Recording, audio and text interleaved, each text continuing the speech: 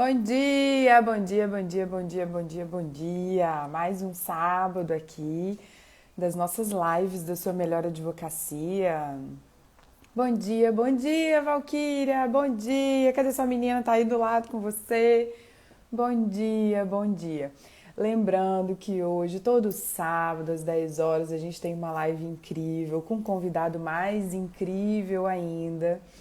E fica aqui o meu convite para você que está entrando, ir lá no link da bio e baixar o e-book totalmente gratuito, que é um e-book bem bacana, viu? Um beijo, viu, Melissa? Um beijo, um beijo. Não se esqueça de baixar o e-book, tá bem legal, bem incrível.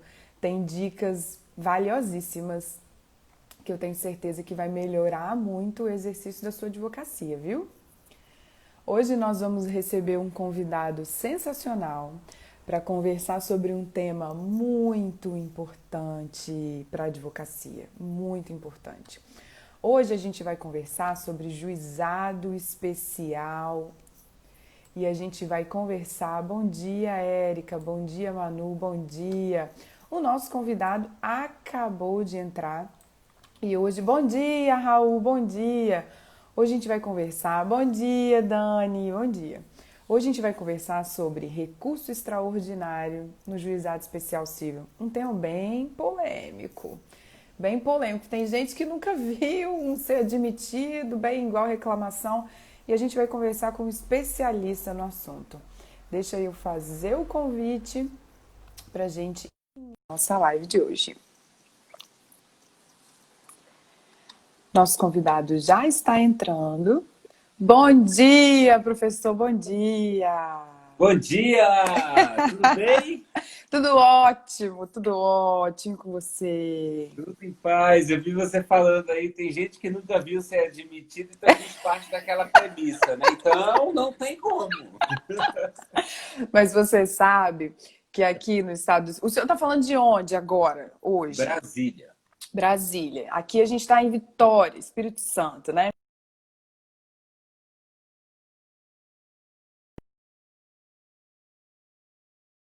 Fui para Boí, Tinha legal. travado.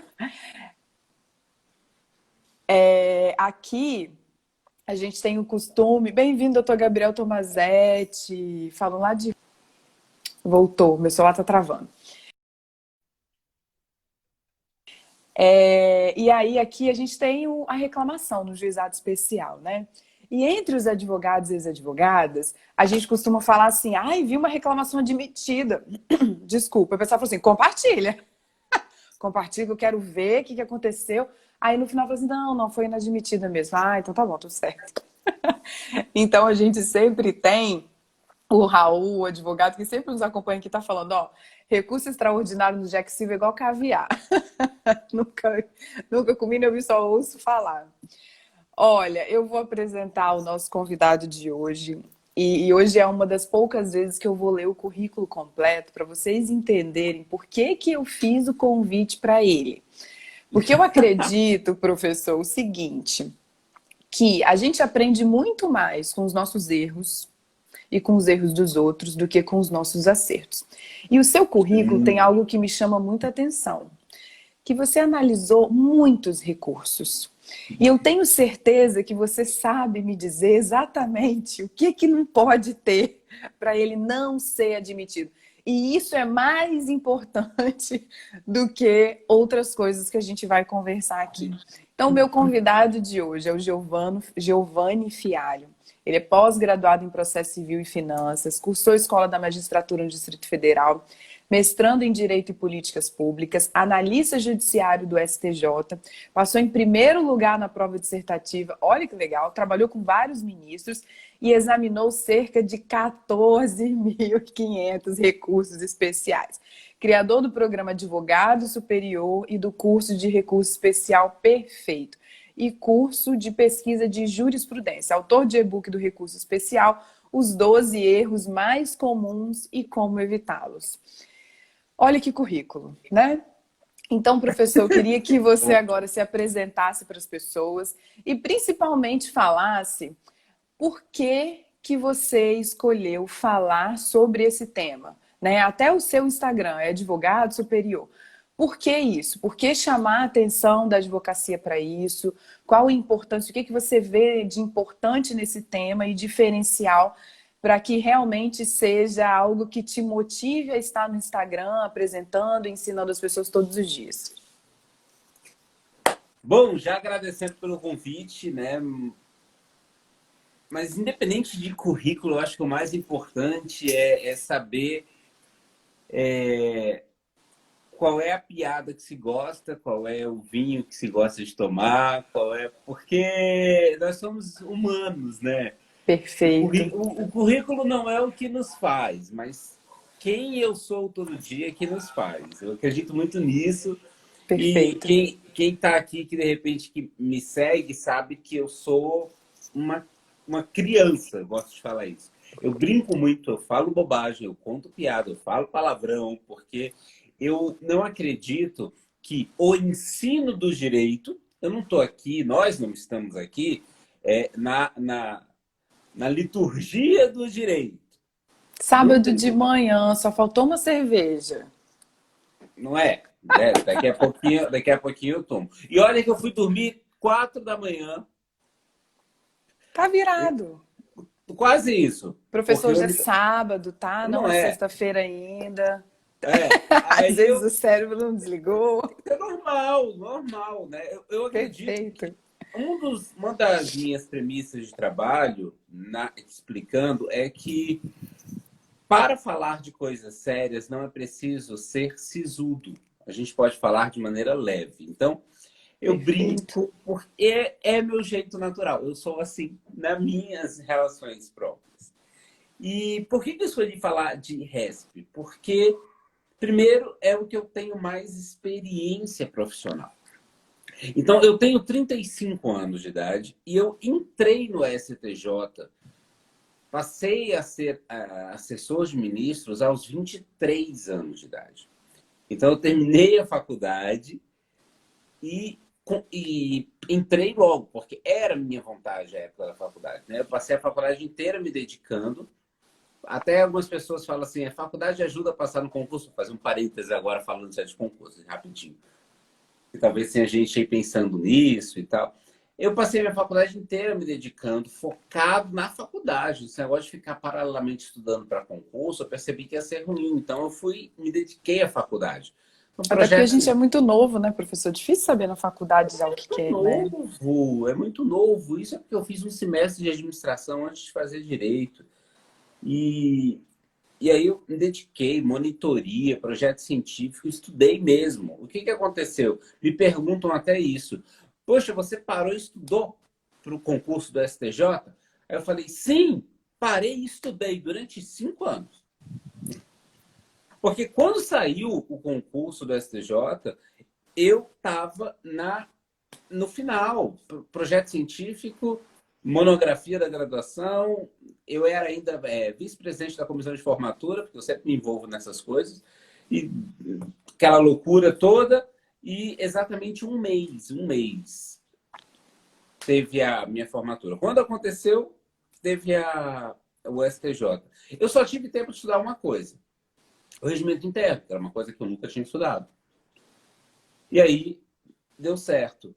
E eu lembro que ainda mais o regimento interno, todas as questões que caíram no regimento interno, eu acertei. Que E hoje eu legal. ainda virei professor de regimento interno depois. Mas o que importa? Puxa vida, tá, de 23 aos 35 anos, o que eu passei a trabalhar? Aí eu até brinco, eu não sou processualista, eu sou respilista. Porque é um tempo considerável olhando o processo com viés dos tribunais superiores. Então, a gente precisa disso. Olha, pegando os dados oficiais, já entrando um pouco no nosso assunto.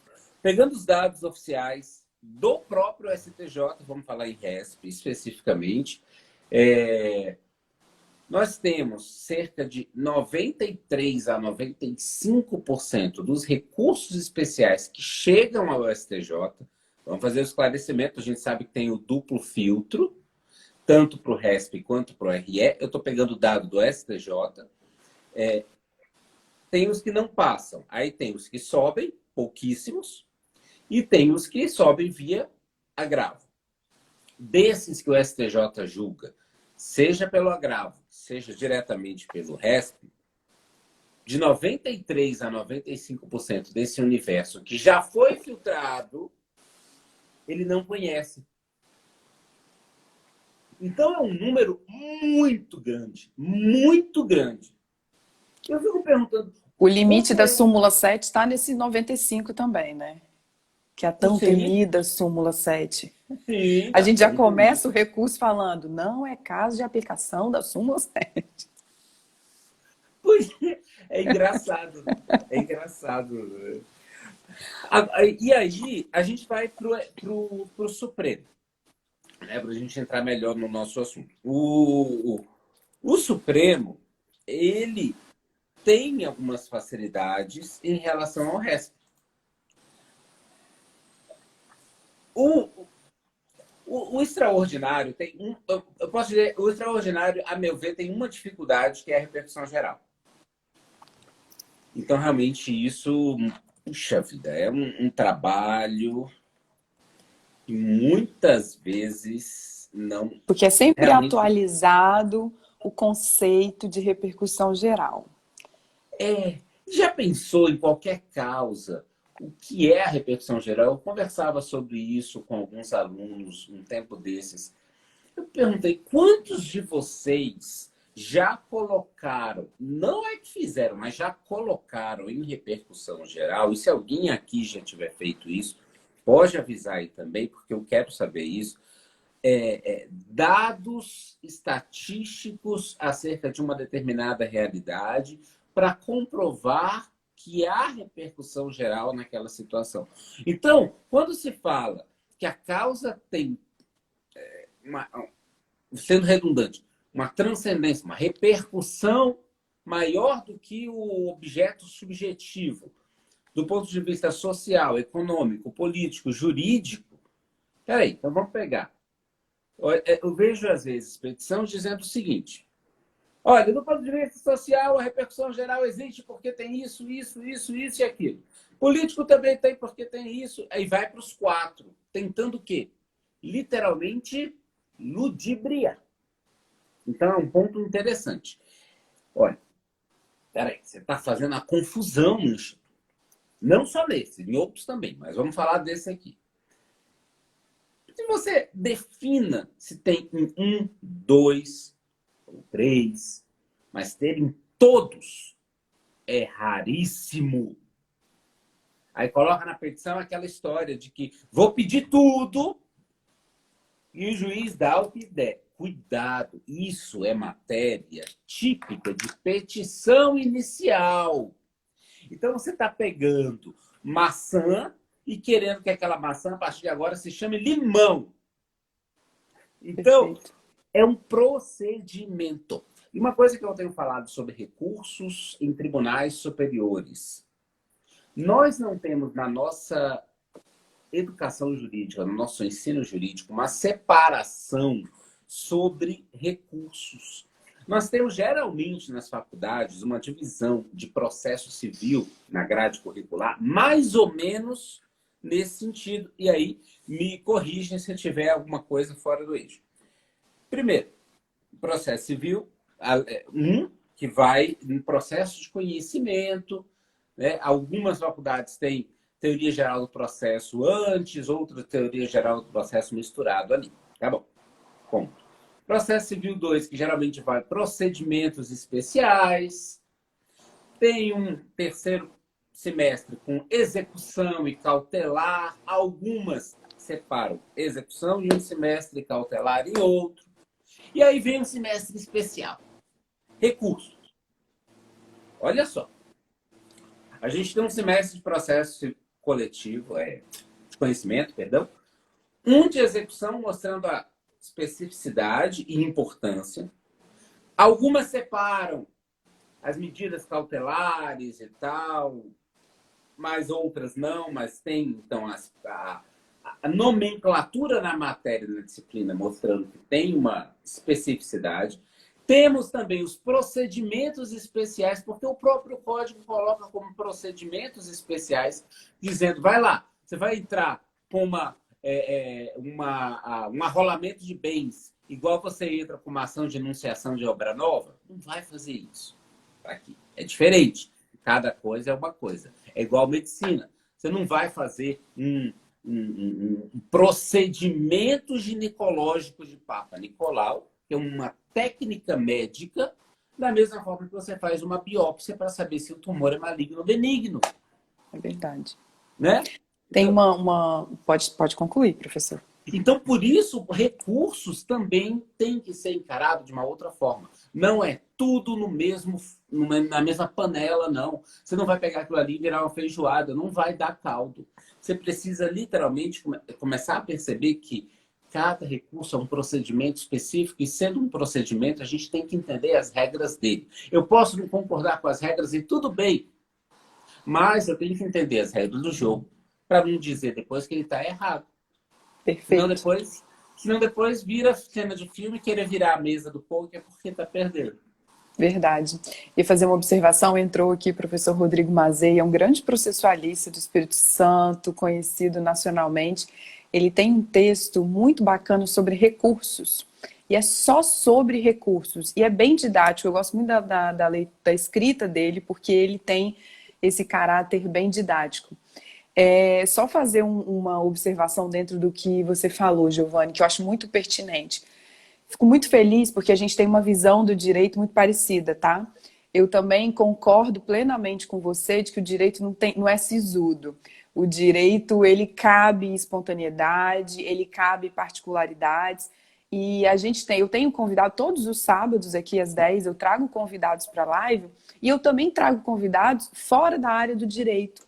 E aí você falou uma coisa que me chamou muita atenção. A gente tem um humorista aqui no nosso estado, que é o Fábio Flores, que é fantástico. Ele começou muito essa questão de stand-up a nível Brasil também. E a gente fez uma live sobre narrativa criativa. E ele falando como que as pessoas pensam, né? E como convencer.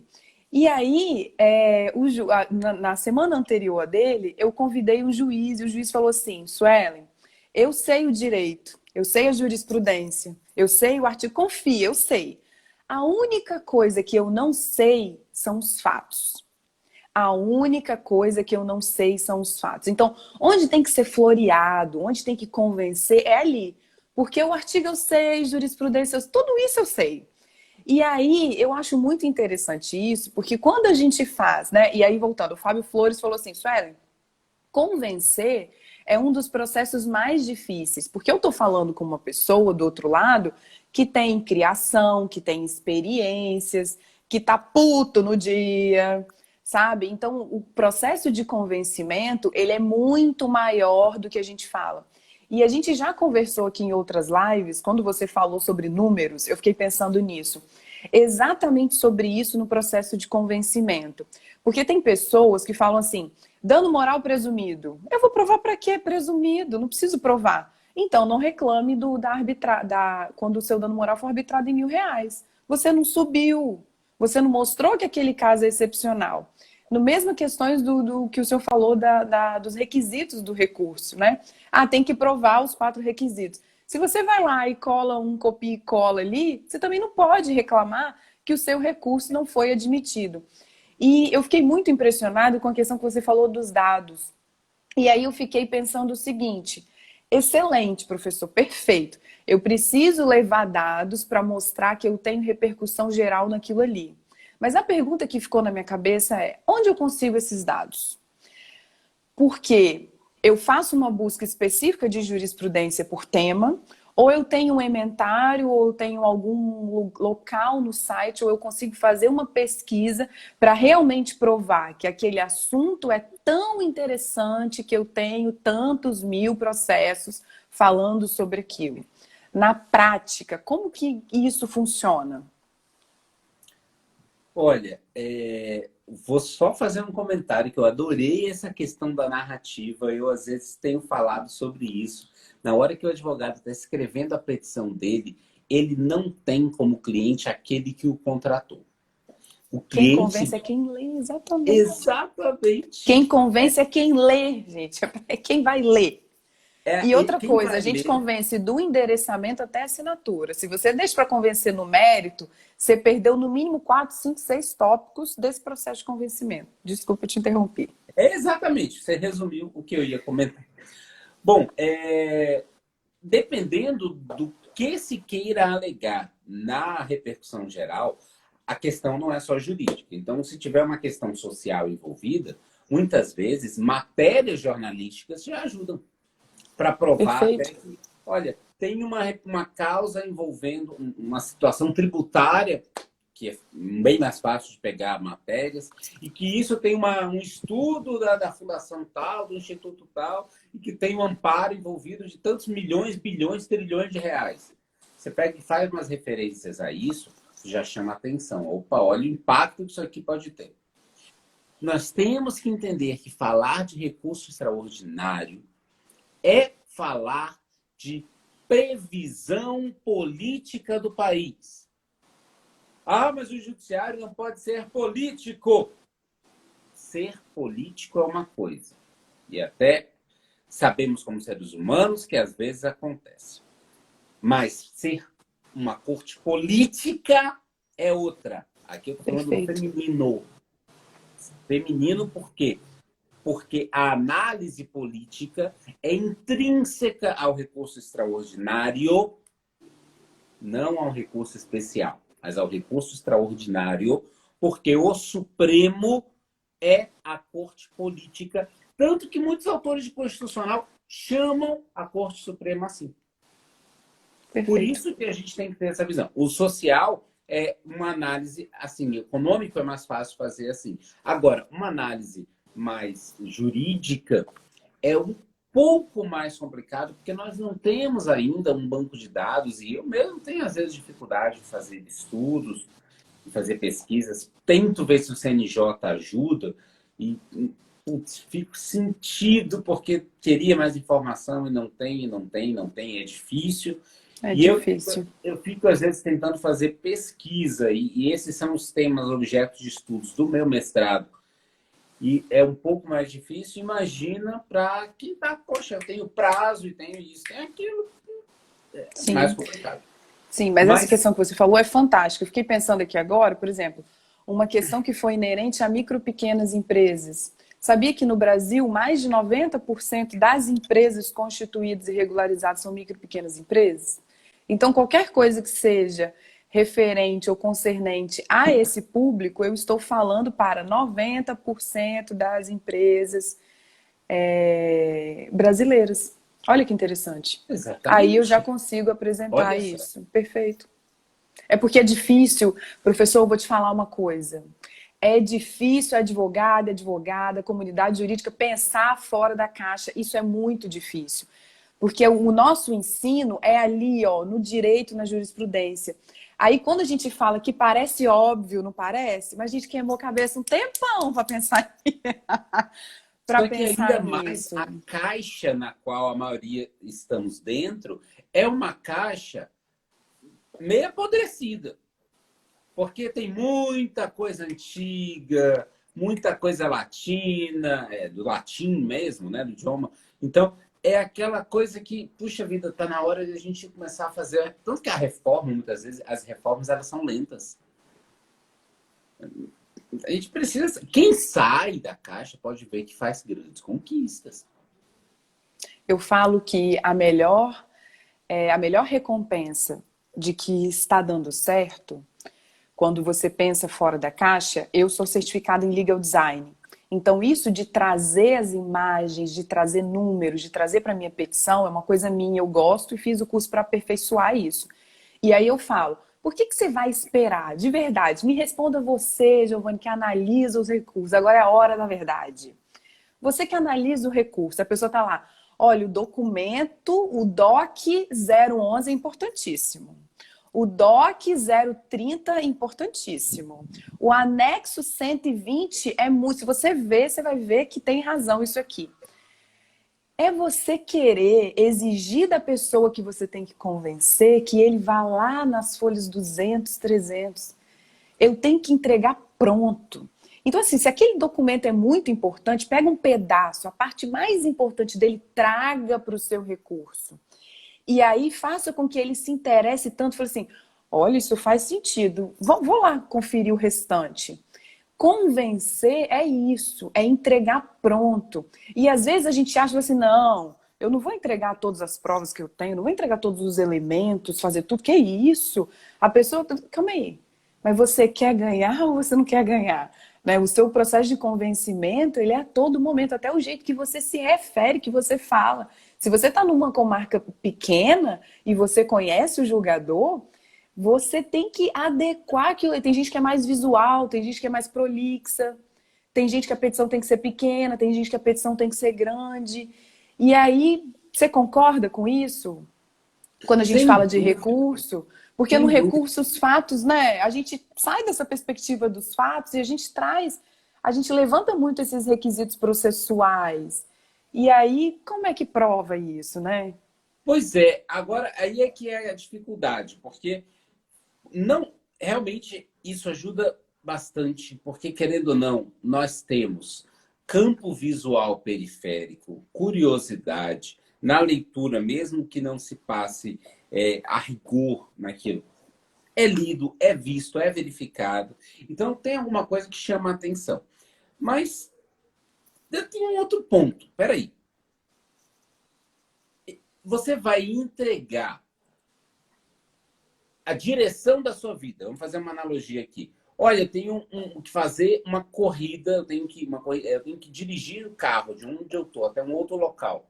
É importantíssimo, não posso errar. E aí você entrega para um outro motorista que você não sabe se ele vai fazer o caminho exato para chegar no tempo adequado. E você sabendo dirigir. Você vai fazer isso? Não vai. Você vai conduzir a sua vida. Então é mais ou menos isso quando você fala, olha lá o documento tal. Não vou. Já era, acabou. Perfeito. Ou eu até vou, mas até chegar lá eu vou passar pelo 1, 2, 3, 4, 5, 6, 7, que podem não ser relevantes, que eu juntei à toa, e aí eu tiro completamente o interesse da pessoa. Perfeito. Pois é. Então não deixe nas mãos de outro o que você pode fazer. E aí eu já vou até te convidar agora para a gente fazer depois uma live inversa, ele em cima, você embaixo, para a gente falar sobre legal design. Perfeito. Amo falar sobre isso e vou te falar uma coisa. Sabe como que eu informo os meus clientes, a maioria, sobre decisão de processo? WhatsApp. Tabela. Todas as vezes que eu mandava, explicava, desenhava, eu recebia uma resposta assim: tá, mas a gente ganhou ou perdeu, aquilo me matava. Eu falei assim: é o meu papel fazer com que essa pessoa entenda. Quando a gente entende isso no direito, tudo começa a fazer sentido. Por quê? Eu preciso fazer com que você, Giovanni, entenda. Não interessa se eu tenho que explicar aquilo de N formas. Eu posso desenhar, eu posso usar QR Code, eu posso trazer imagens, não interessa. A necessidade, a importância e a responsabilidade de fazer o leitor entender é de quem está escrevendo. Ponto Ótimo. final. Aí a gente vai entrar num tema, não vai nem entrar muito, senão a gente vai fugir muito do nosso tema, mas só um comentário. Na programação neurolinguística, nós temos uma das premissas a responsabilidade da comunicação é do comunicador. Então Exatamente. você tem que fazer com que o outro entenda a partir da comunicação que você quer emitir. Você não vai falar com uma criança da mesma forma que você fala com seu pai, com um adulto, com alguém que não seja da área técnica do direito. É isso, você tem Perfeito, que falar. perfeito, perfeito. Mas olha, posso? Lógico, vamos lá.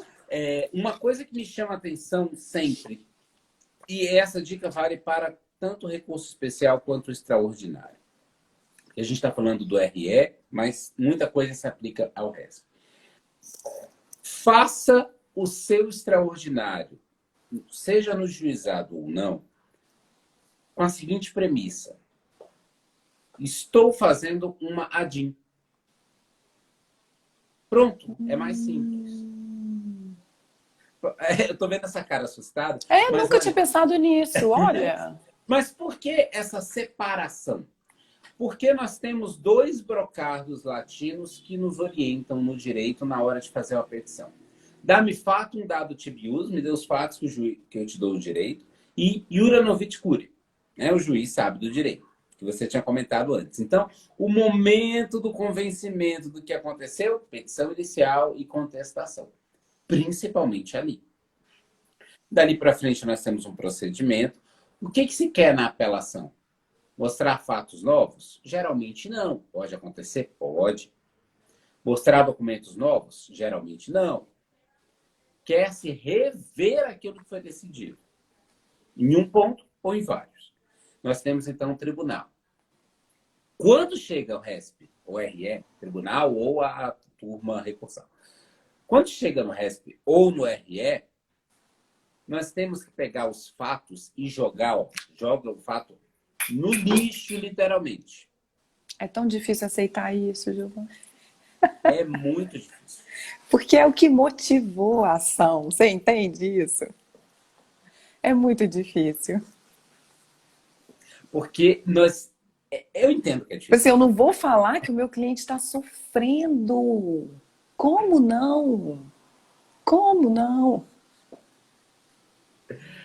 Se nós fôssemos psicólogos, se nós pegarmos um livro de psicologia, ou de um livro de autoajuda que seja aí, não importa, não menosprezando, mas no sentido de que a leitura é mais acessível, muitas vezes. Ele não vai falar de que, olha, o João da Silva, que eu atendi semana passada, ele me falou isso. Tadinho, João. Não, ele não vai falar isso. Ele vai falar o seguinte: se acontecer tal situação na sua vida, tome cuidado com esse ponto, aquele ponto, aquele ponto, aquele ponto. Né? Estou falando de forma bem genérica. Pense naquilo, tem aquilo. Médico é assim, né? É movido por protocolos. Perfeito. Então, é essa a ideia. É tirar do pessoal para poder definir uma regra jurídica que vai ser julgada. Isso é o objetivo do RESP e do RE. Porque não cabe ao STJ, não cabe ao Supremo, por meio desses recursos, porque eles têm papel de cortes originárias, mas nesses recursos não cabe a esses tribunais fazer justiça. Dói ouvir isso. Para o operador do direito, dói, porque para que serve o Superior Tribunal de Justiça se não faz justiça? Porque ele vai uniformizar a interpretação do direito federal. O Supremo vai uniformizar a interpretação das normas constitucionais e, por consequência, fazer justiça ao trazer uma aplicação uniforme daquela norma. Mas não para verificar que, no caso concreto, eu quero a mais pura e lídima justiça. Não, isso não é drama mexicano. Então, essa técnica é que é necessária. Eu me lembro de quantos e quantos amigos médicos, na família tem vários médicos, também profissionais de saúde, eles geralmente não vão operar um familiar. Um procedimento, um exame, uma consulta. Que sem coração. Podia fazer muito pela família. Nesse momento, vira as costas. Não é? Pois é. Eu me lembro até do meu irmão, tem 10 Mas dias. trazendo para o direito, Giovanni, quais são as ações que 100% dá errado? Dá errado 100%. Causa de família, que você pega do primo, do amigo. Exatamente. 100%. Dá certo para todo mundo. Dando moral presumido, improcedência. Desculpa te interromper, o caso do seu irmão. Não, mas você tem total razão. É essa a ideia. E também, uma que chama atenção é, embora legalmente admitido, nem tudo que é legalmente admitido você esteja pronto, subjetivamente, para fazer. Perfeito.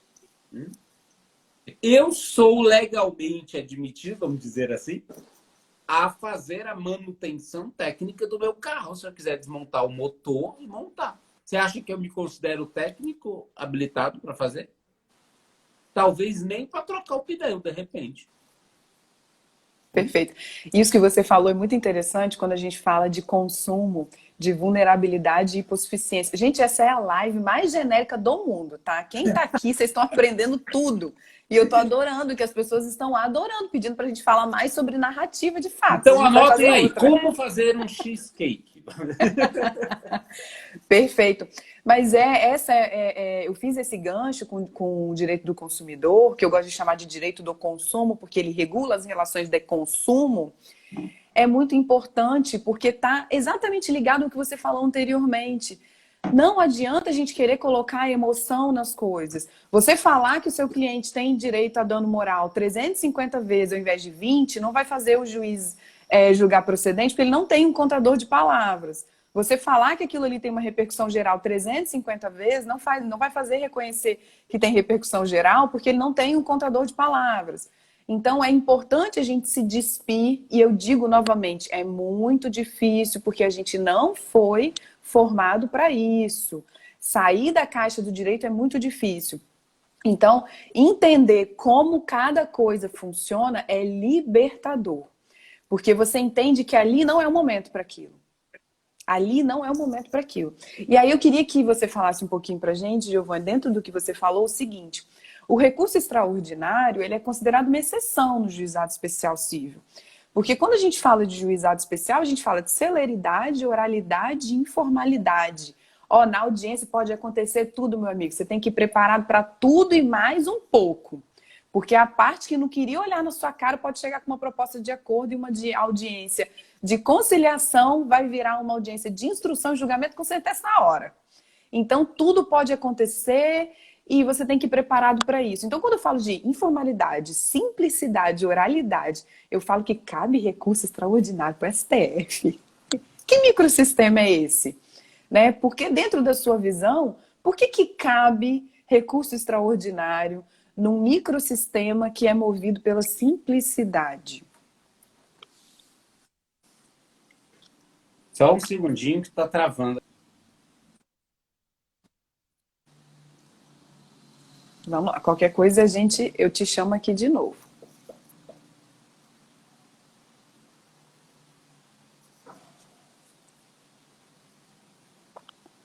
Vamos ver se o professor vai voltar. Se não voltar, eu chamo de novo. Quem tiver aqui, se puder avisar como está a conexão, como está a minha conexão, como está a conexão dele, que aí eu chamo ele de novo. Se for preciso, não tem problema.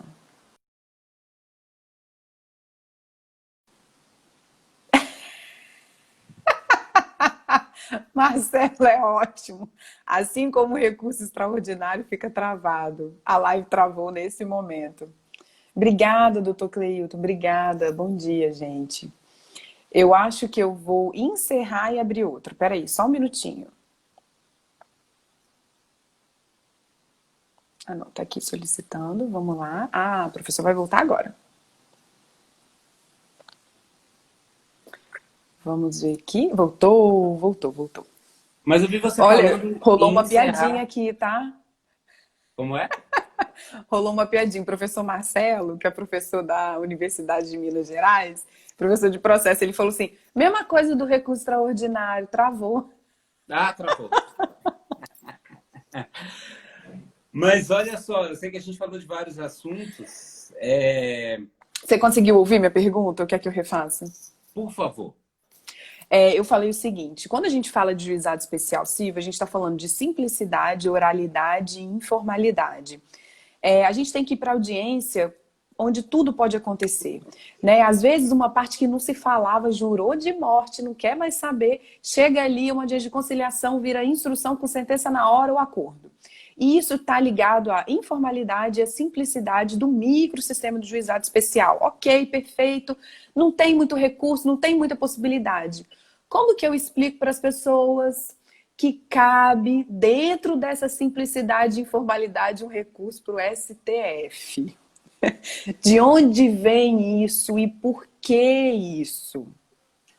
É muito curioso que, às vezes, não se entende, e tudo bem não se concordar, por que cabe para o Supremo, mas não cabe para o STJ, né, o RESP. Perfeito. E aí a gente vai ter que se lembrar da Constituição.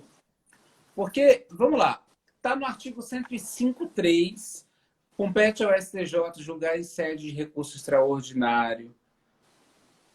contra decisão proferida por Tribunal Regional Federal ou Tribunal de Justiça.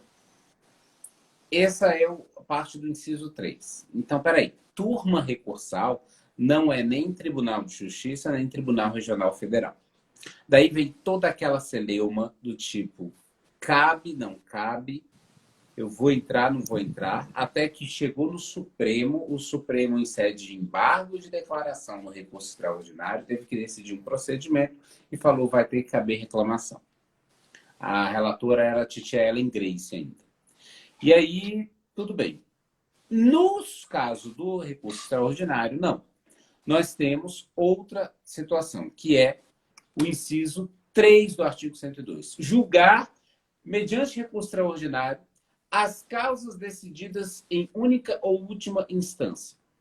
Ele falou em Tribunal de Justiça ou Tribunal Regional Federal? Não. Então, é literalmente a pirâmide final do nosso instituto, do nosso direito, para dizer qualquer coisa que aconteça aí, no último grau, o último respiro da possibilidade é o recurso extraordinário. Por isso, cabe na turma recursal, mas não cabe o recurso especial.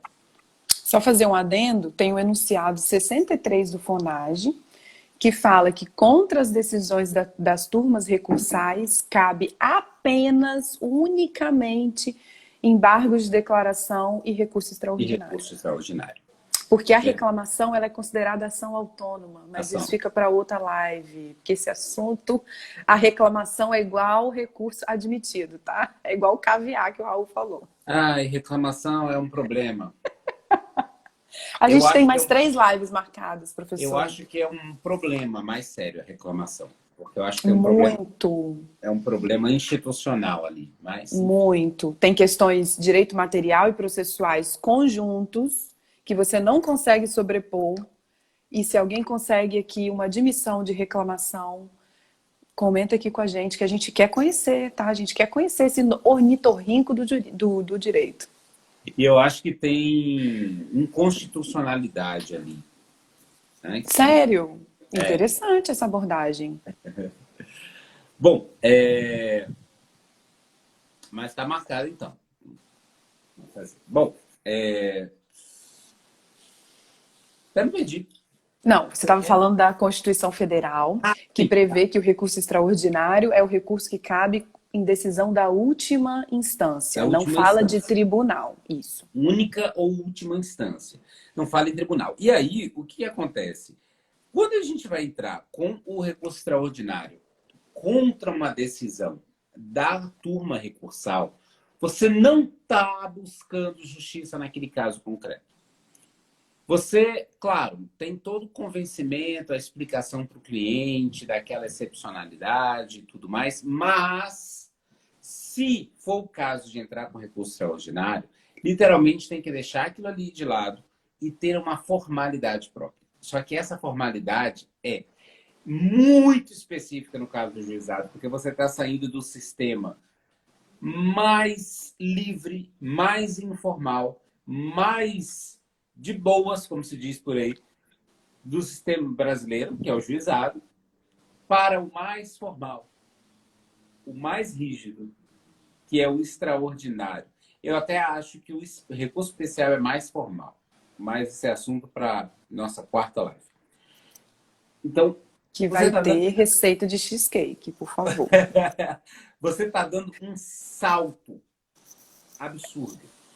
Perfeito. A meu ver, o advogado que não tem o hábito, não conhece o recurso especial extraordinário, e ele sai do juizado para o extraordinário, ele, na maior parte das vezes, ele está se lançando sem paraquedas em um abismo, porque ele não sabe o que está fazendo, e ele está simplesmente querendo dar uns gritos lá no Supremo.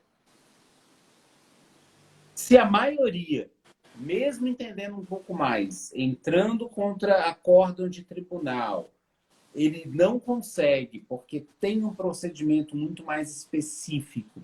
Só para se ter ideia, além de tudo aquilo que está no CPC, além de tudo aquilo que está especificamente na legislação processual, nós temos, no caso do RESP, cerca de 50 requisitos para conhecimento de um especial.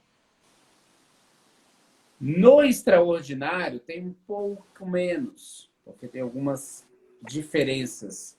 Por exemplo, não tem a súmula 126 do STJ. E aí eu vou aproveitar e fazer uma explicação que quando a gente fala, e se fala muito em súmula, porque o problema é a súmula tal, a súmula tal, a súmula tal, a súmula tal, não é.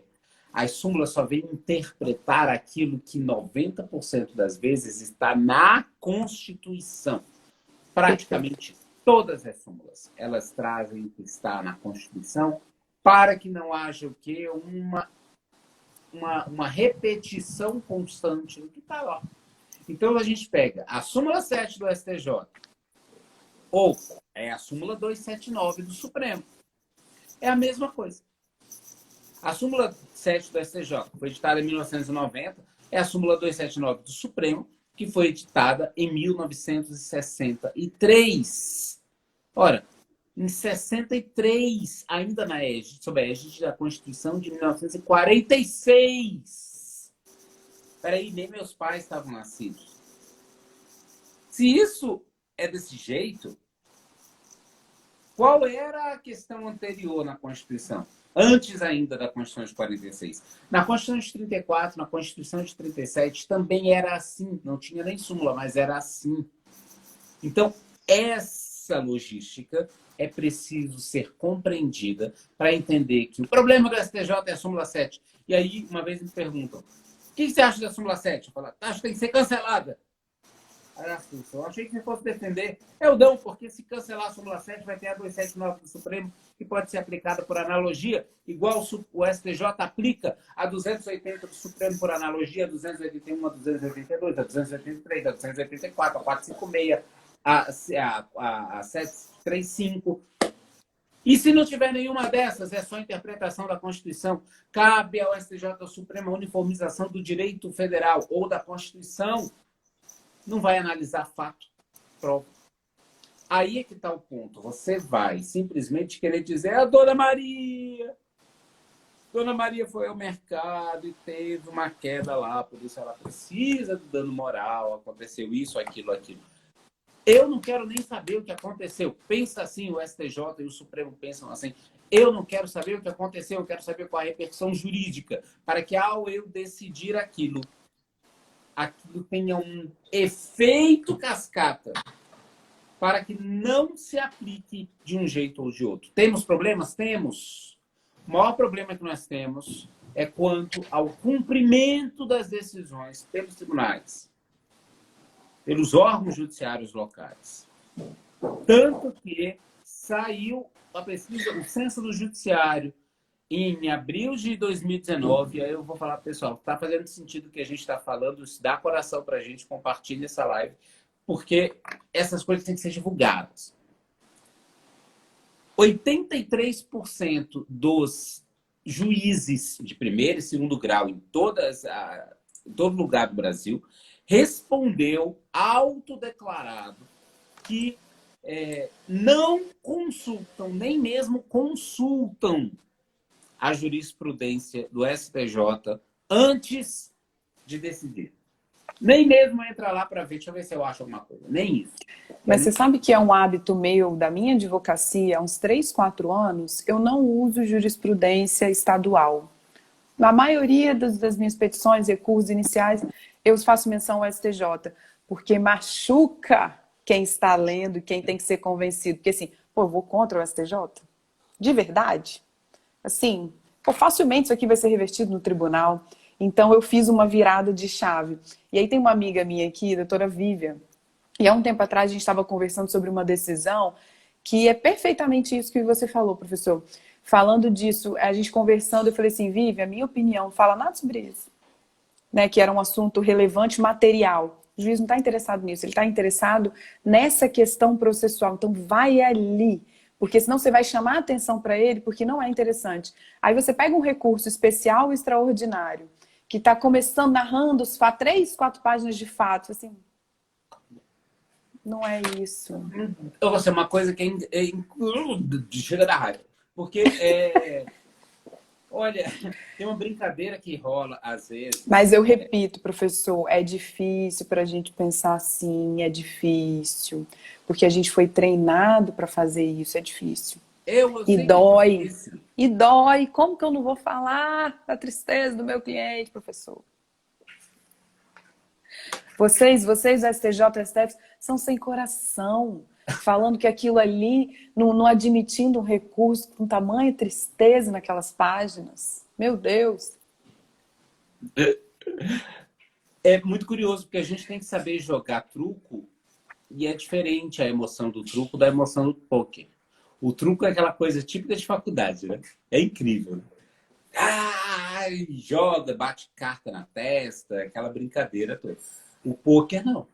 Poker profissional, você não mexe um músculo. Você tem que saber transitar. Você tem que saber se portar num jantar no Itamaraty, uma repartição, do que um jantar na sua casa. Você pode deitar no sofá e comer aquilo ali, cair no chão, o cachorro lamber, aquela coisa assim.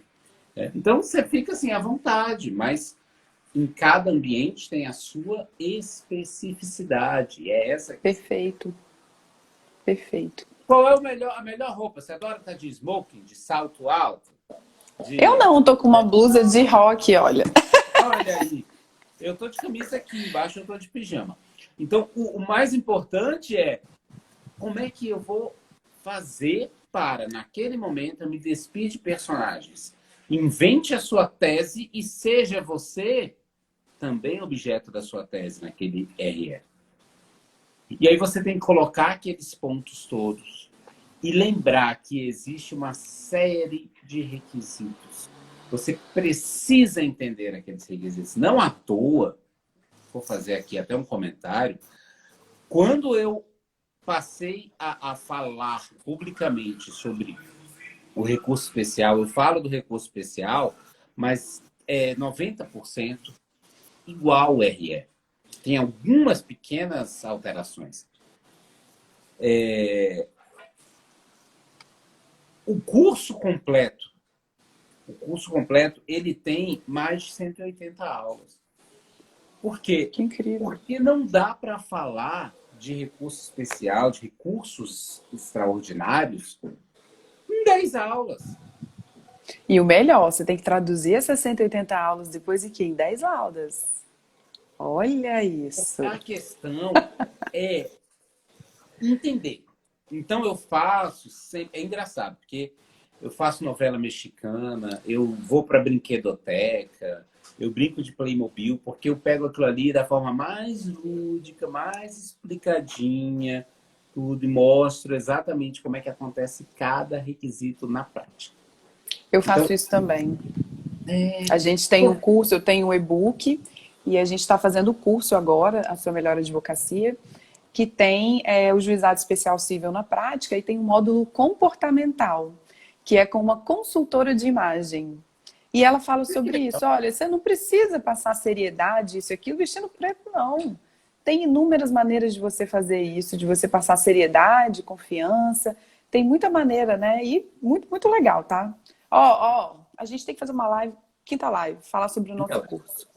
Uma ótimo. pergunta que eu gostaria de fazer também, professor, para a gente caminhar para o final, infelizmente, que é o seguinte: quem faz o juízo de admissibilidade do recurso extraordinário no juizado especial civil? Com quem que eu converso quando eu começo a falar do recurso extraordinário? Com quem que você conversa? Foi essa a sua pergunta? Para quem eu endereço? Quem que vai Ah, fazer esse juízo de admissibilidade? olha, interessantíssimo, porque o que, que acontece? E aí, tudo que nós falarmos já vai passar também pela ideia geral, tá? De recursos em geral. É muito comum serem feitas duas petições. Uma petição endereçando ao tribunal local, ao juiz ou à cor, e aí vem as razões recursais endereçando ao Supremo, ao STJ. Colenda turma, ilúcia procurador, colenda relator, colenda nanã. Tem um Nessa parte? Tem um meme até engraçado que eu vi esses dias dizendo isso. Colendo da turma, ilustre relator, nobre e subprocurador, atentos assessores. Olha, subiu de Olha! nível. Foi muito bom. Mas aí o que acontece? Aí eu já vi. Vem uma lauda ou duas laudas de endereçamento, né, de petição de interposição. E fala por que está entrando, quem é, identifica a qualificação da parte, um resumo do caso. Bom, aí vem as razões. Cabimento, fatos, tempestividade, preparo, pergunta. Tem uma brincadeira que rola, dizendo assim, pega o RESP, o RE, abre lá nas folhas 8, 9, e aí a partir dali que você vai começar a ler. Porque o que está antes, geralmente, não é nada. Então, pergunto, onde na nossa legislação está dizendo que é necessário ter duas petições? Uma de protocolo e outra de razões. Ah, mas eu vou fazer um recurso com poucas páginas? Que isso? Eu estou indo para a Suprema Corte Brasileira. Aquilo ali tem que ter no mínimo 40 páginas, professor. É verdade. Para mostrar que eu sei, né? Exatamente. Lógico. É E aí verdade. tem um enunciado muito legal do FONAGE, enunciado 84. Compete ao presidente da turma recursal o juiz de admissibilidade do recurso extraordinário. Porque não vai passar Mais para o uma tribunal. página, né, professor? Mais uma página. Não vai passar para o tribunal, né? Porque senão você ia deslocar para o tribunal e dizer, peraí, então virou o tribunal a competência? Não, então você faz para o próprio presidente da turma recursal e dali ele direciona para o Supremo. Interessante, é um procedimento muito atípico, né, os juizados, é um mundo à parte. Mas, de qualquer forma, você não vai fazer uma petição endereçando para o presidente da turma e dali você vai endereçar as razões e você mandar para o Supremo. Não! Faz uma petição, faz uma petição só direto. Não existe nada que impeça. Nada. Ah, mas ele corre o risco de ser inadmitido. Não, não corre. Por quê? Não existe nenhum impedimento legal, não existe nenhum impedimento jurisprudencial, sumular. Nada. Perfeito. Então você coloca tudo ali e resume. Agora, outra coisa, cuidado com esse negócio de escrever um tópico gigantesco sobre cabimento, sobre o que aconteceu, né, o resumo fático, aí bota o resumo fático de 2, 3 laudas. Para que você vai fazer um resumo fático em um recurso cujos fatos não vão ser analisados, não são cabíveis? Breve resumo dos fatos em primeira instância, 2 páginas. Não, pelo amor de Deus, não me interessa isso não. O que importa é razões. Tá aí, o Léo já perguntando. Eu acabei de falar isso agora. Razões. Se quiser colocar um breve resumo, fala pontualmente o que aconteceu. Ali, objeto que faz você ser objeto do RE. Sabe? Você coloca assim, o tribunal não admitiu a legitimidade, o que daí seja o recurso extraordinário. Se você quiser, sabe? Porque está lá obrigatoriamente, mas você pode até colocar junto. Se você coloca naquelas razões já explicando, você não precisa ter um tópico falando só do resumo. Você vai já no bojo da tese. Então, se a discussão é legitimidade processual, você vai ter o quê? Já entra direto no artigo. Bem objetivo. Menos é mais. E outra coisa, eu sempre brinco o seguinte, coloque... 1 minuto e meio. Coloque o dispositivo em destaque. Então, qual é o artigo que está em destaque? Qual é o artigo que foi violado? O artigo 5º, inciso 22 da Constituição foi violado. Sempre começa assim. Falei 3 vezes para registrar. Porque você precisa colocar isso em primeiro lugar. Depois você desenvolve a tese. Eu vou parar de falar. Perfeito. Só para lembrar, enunciados do FONAGE em relação ao recurso extraordinário, 63, 84 e 125. Perfeito. Professor, todo sábado aqui tem live com inúmeros convidados.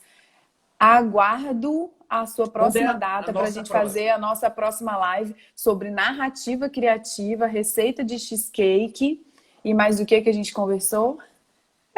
Sobre a aleatoriedade do direito, eu acho importante a gente falar sobre isso. Tá. Então já vamos combinar. Eu topo.